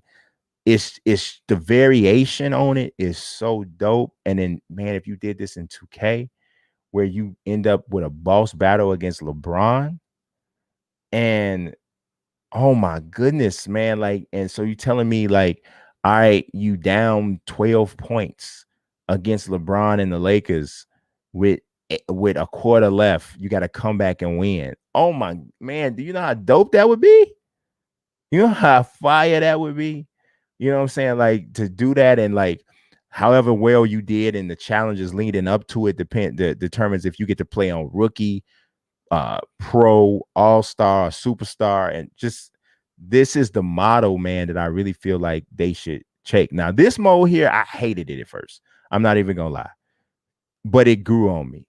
It's conquest mode. It's kind of difficult to explain, but it's like a search and conquer kind of a thing. So you're trying to conquer this entire map.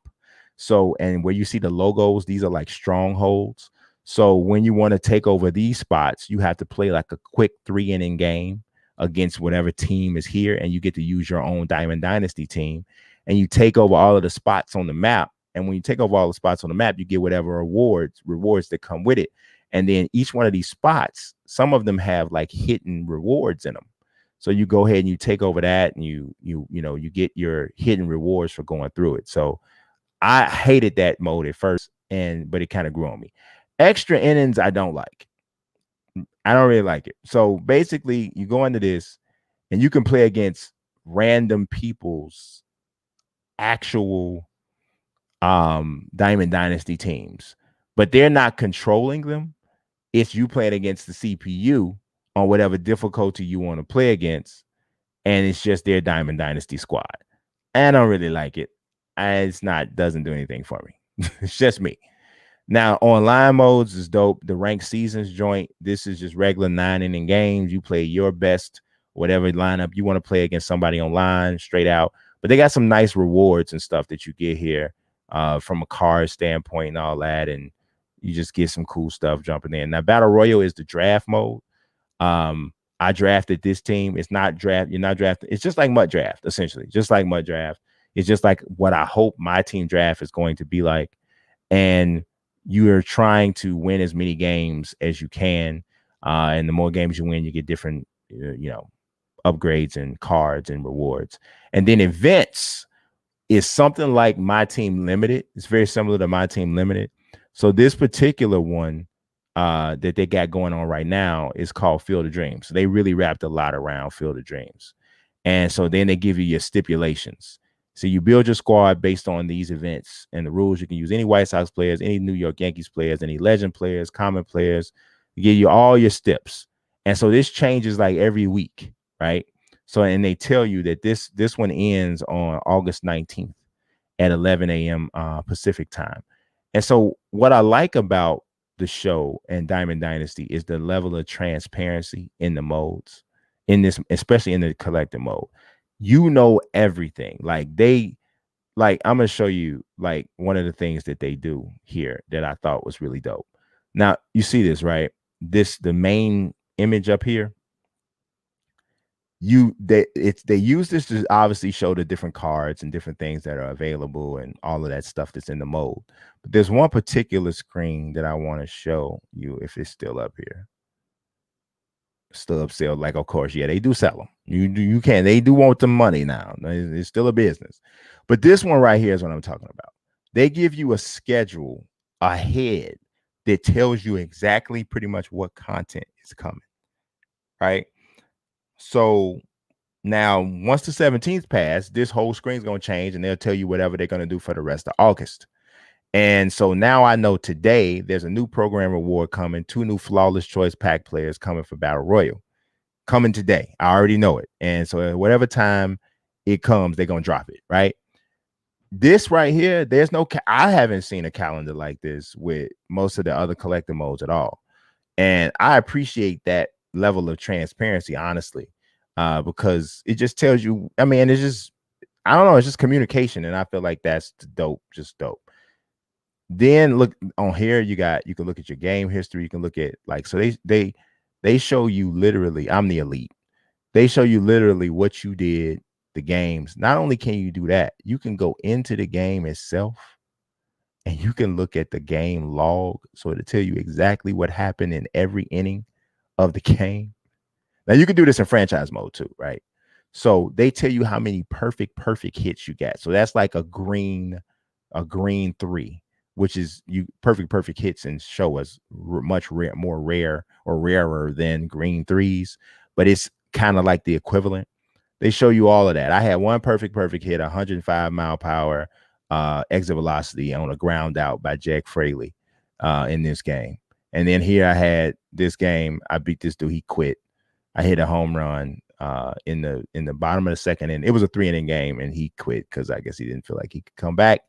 But then in addition to that, like the game summary, like I can go back and look at this.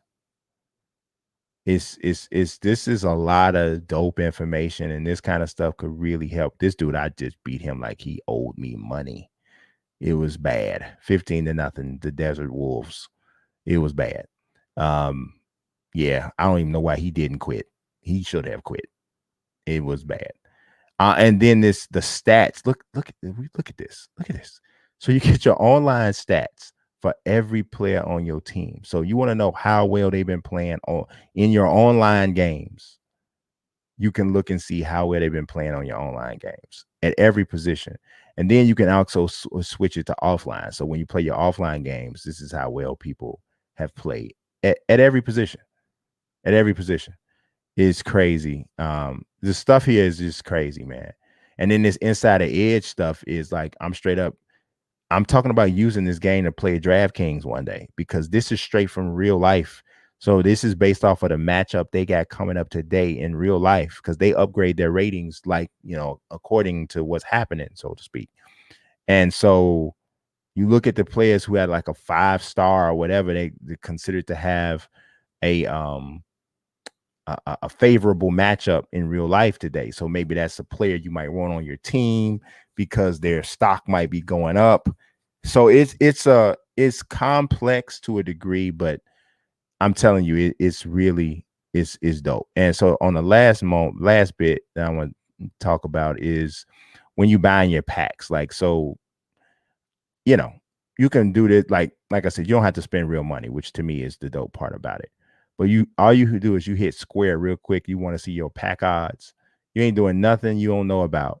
So you got a 1 in 10 chance of getting the 99 player item here, a 1 in 1 chance of getting a 95 plus player item in those packs. In these other packs, where is it at? Why won't it show the pack odds for that? It shows it here, but not that. Huh, that's weird. I thought it used to show pack odds there. I don't know what the pack odds are for there. I don't really buy those packs. Oh yeah, I don't know what they are. I don't know what they are for those. But in any case, this is the mode. Honestly, this mode done took over my life. If y'all watch, if any of y'all are friends with me on PS4 or PS5, when y'all look and see what game is he playing, like it's on right now. Like obviously, because I'm flipping through it, but it's crazy, man. This is the game I play. I play all the time. So I had to like tear myself away from this game to review Madden. That's where we are. That's where we are right now. All right, let's go. My last game I'm gonna talk about today is NBA 2K. And let's talk about this. Let me take this off the screen. Is there a major problem with NBA 2K22? I know a lot of people probably think that that's the case, and I can understand that. We're almost in the same place that we were with WWE 2K22. And I'm a little concerned myself, and I'm usually not. I'm usually the one that's like, man, it's okay. But I don't know if it's a situation where they can't get clearance to like get certain assets out or whatever. But it's August 17th, and we haven't seen our first deep dive at all. Like we got that one little thing there, but we haven't seen our first deep dive at all. Like, do I think there's a delay? No, I don't think there's a delay. But is this lack of information, does it have me feeling like we might be looking at one of those releases that needs a patch? I'm talking about super, super fast because there's a lot going on. That make me feel some type of way. I'm like, I don't know, man. It might be one of those years, right? And I know they usually get it together. I do. I know they usually get it together. But this is definitely one of I'm a little concerned about what the state of the game is going to look like once it drops. I cannot lie. I'm a little concerned about that. Usually by this time we would have, I'm gonna look it up, and I usually can tell it by my own coverage, right? So I'm gonna look up NBA 2K. Y'all can't see what I'm doing, but NBA 2K21. Say my NBA. No, I think it's my NBA. Let me see what I get with my NBA.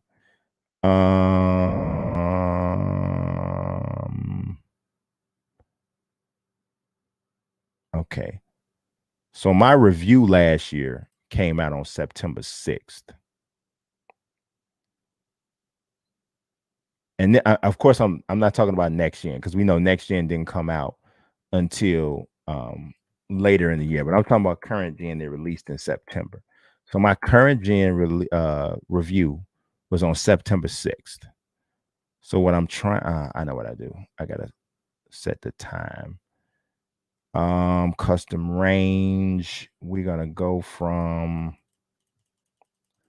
because this is a way to kind of get it. It doesn't tell you everything, but it give you a little bit of a gauge, right? So we're gonna go to September 1st. All right. So on August 29th, I wrote an article that says there are only 2 good reasons to buy the current gen version of NBA 2K. Because at that time I really didn't see any reason to get the current gen version. except for the two that I gave. See, August 2nd. I'm trying to see when this came. Okay, so August 20th. August 20th. I had an article that said my team details coming in soon. Now I'm gonna be totally honest with y'all. This article, I made a mistake because I had the information early and I had misread a date. I'm just being 100% honest with y'all, and I put it out a little bit too early, and I had to pull it back. So that article I published it on August the 20th. I think it was supposed to go out into the day after that or something like that. So I remember that now that I'm looking at it. Yeah. So yep, because on August 21st is when I published the official My Team blog. All right. So that's August 21st last year is when the official My Team blog dropped. So that we're talking about 4 days. We haven't seen, and My Team is never the first game that they release. Never the first game that they show. Is usually close to the last one. Okay. So I wrote an article on August 17th last year about NBA 2K21. And my article was NBA 2K21 has some work to do on an important aspect of the upcoming game. And this was about the demo the demo came out on August 24th. I don't believe there's going to be a demo this year, if I'm not mistaken. But okay, demo came out on the 24th. And this article was about how bad the Kobe Bryant render was. It was really bad. Oh boy, it was bad. It was bad. It was pretty bad. So that was that. I'm trying to see when this was, man, that like the first blog came out. Okay, they dropped the rookie ratings on August the 26th. NBA 2K21 gameplay details potentially leaked. That was on August the 12th. Let me see. Was this legit? Yeah, this was legit, I believe. Yeah, that was legit. That was a legit leak. A lot of those leaks ain't legit, but that one was. And last year they were behind schedule. On August 10th, I wrote an article that says, "Where's the My GM and My League blog?" So I don't know, man. This is becoming a normal thing. And maybe perhaps one year, next year, maybe they'll push it back a couple weeks or 3 weeks. I'm quite sure the developers would appreciate it if that did happen. But there is some reason for some trepidation here. So it's some stuff happening here. So I don't know, man. We'll see what happens. I'm not gonna say that this definitely means that there's major problems, but I can understand. I don't think anybody would be crazy to say that. But then again, I don't think that we're far off from getting any information on the game either. Which brings me to my next thing. I think what we're probably looking at, because we haven't seen it yet, is some sort of ratings information. So, that usually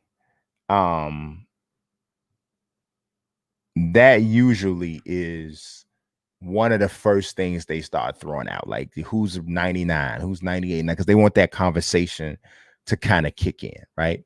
And yeah, Nelson is saying that COVID still affecting development in some ways, most likely. I know that's the case. I know that's the case. I remember actually a developer told me in the preview event that we were at, or that we virtually attended. He said this was the shortest development cycle ever. They've never had a development cycle shorter than this one. So I know that's definitely the pandemic and the different things about it. So you're talking about the pandemic and the fact that this is the first version of the game after they brought out Next Gen, which came out in November. So it's I understand, right? I get it. But at the same token, because you're trying to maintain a release date that is on par with what you've done in the past, people are going to wonder if, is there a problem? Because we're off our schedule, so to speak. So I think that's what it is. But I would think that honestly, the next thing you're probably gonna see is some sort of ratings information, and that could come as early as this week, because it's only Tuesday at this point, right?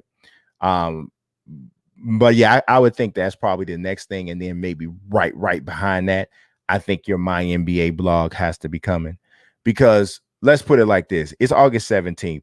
If this game was going to be delayed, they probably already would have said it. There's no way in the world. And I'm gonna be honest with you, the NBA is not likely going to allow 2K to delay this game. Y'all understand how much sway the leagues have over these games. NFL with Madden, NBA with 2K, WWE with WWE 2K, MLB with The Show. I'm telling you, it's hey, TGB, sit down, man. We don't do that in here. This is not a falls count anywhere match. That ain't how we roll. That ain't how we roll. That ain't how we roll. This is not a hardcore match. This is not anything goes. This is not anything goes. But I don't think that I don't think there's a delay. I really don't. Maybe the game is in a position where maybe it could have been delayed, but I don't think that that's the case at all. So yeah, let's let's go. All right, so the last thing I'm going to talk about today is the ratings. The last thing I'm talking about is the ratings. No, I'm just saying, man. You saying that that nobody cares about NBA 2K, bro. I cover both games, but if you really want to know the truth, the majority of my people from years and years and years is our NBA 2K people. So I'm always gonna make sure NBA 2K, my people who are interested in NBA 2K are fed. And just like I'm gonna make sure the WWE 2K people are fed. So we talked about WWE 2K for probably maybe an hour earlier, so you might have missed it. But and Celine Dijon, if you don't want to get blocked, don't post nothing else on here, man. I don't know if your enter button is stuck or something, but don't do that no more. All right, so let's talk about the ratings and just the overall process that they're going through, because I think it's interesting, right? And this is my last topic for today. First of all, y'all let me know in the comments, right? Who should be the number one rated player in the game in 2K, in NBA 2K? Who should be the number one player in your opinion? Like for real, like is Giannis? Should Giannis be the highest rated player in the game after the finals that he just had? Should Kevin Durant be the highest rated player in the game, or should it still be LeBron? Who should be the number one rated player in the game? Like I see, like Nelson said that KD easily. I would not have a problem with that. But I also wouldn't trip too hard if Giannis is like a 99. Like, he just went for 50 in the finals, and we know how they do with the ratings. A lot of it is on what just happened. And it's not like he's extraordinarily stoppable within 15 feet.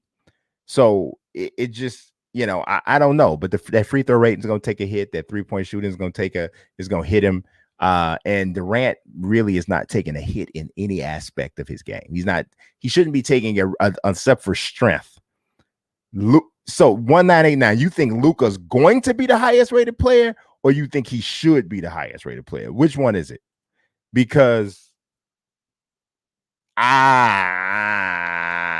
Devin Booker, come on now, Papa Nick. Come on now, Papa Nico. That is not, come on now. Ja Morant gonna be the high. No, he ain't. Come on, stop it. I really am not accepting any other answers besides Giannis and Durant. I think those are the only two people that are even in the conversation. And I would have to begrudgingly agree with Nelson that Durant should be the highest rated player. On top of that, Durant's sharing the cover as well.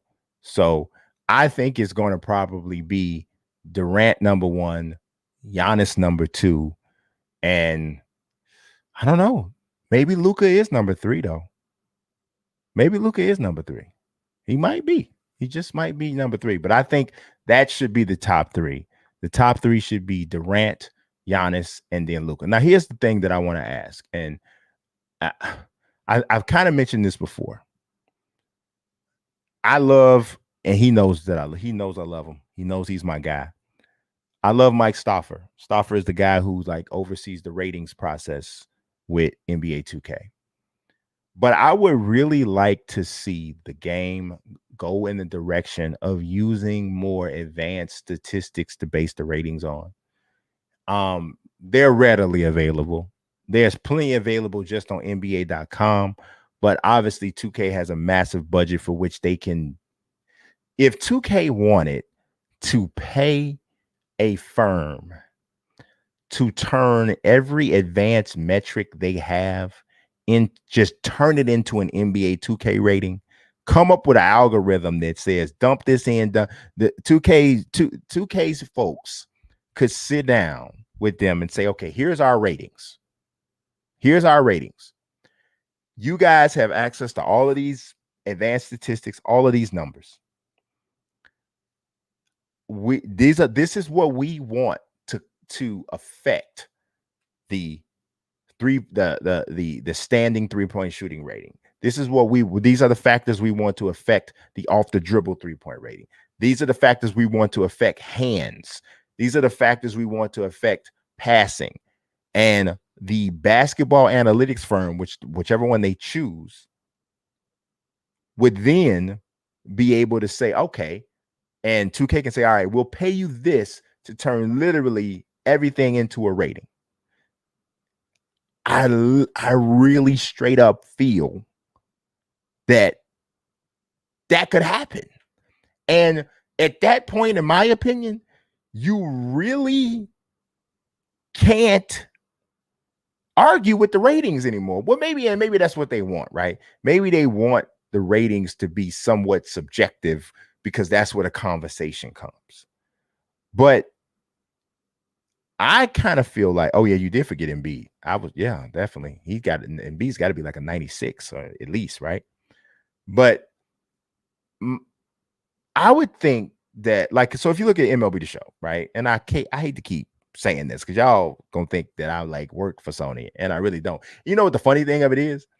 Of all of the game publishers, the one I'm least connected with is Sony for MLB The Show. Like, I know a couple people and talk to a couple people or whatever, but it's not like that. I just really like this game, right?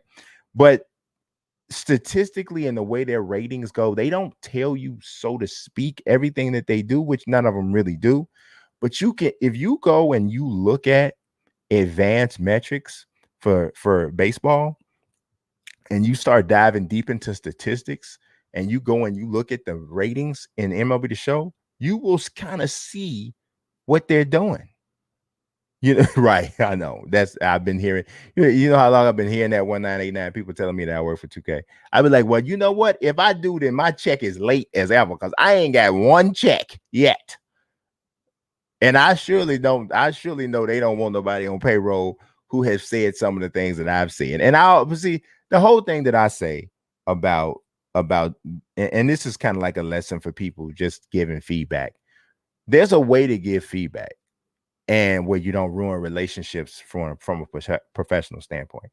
If you're going to get out to go 2K trash, I hate that game, I want Ronnie to get punched in the eye by a walrus. Like, if that's what you're going to do, then yeah, you're going to ruin a relationship. Nobody going to take you seriously. And you're not going to be able to talk to a dev. You're not going to be able to talk to a person in marketing. You're not going to be able to do anything that.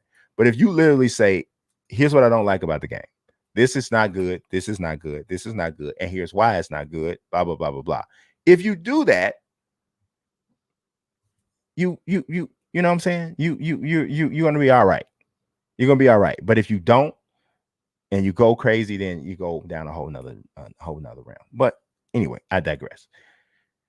To me, I don't like. So here's the thing, though, Nelson. You say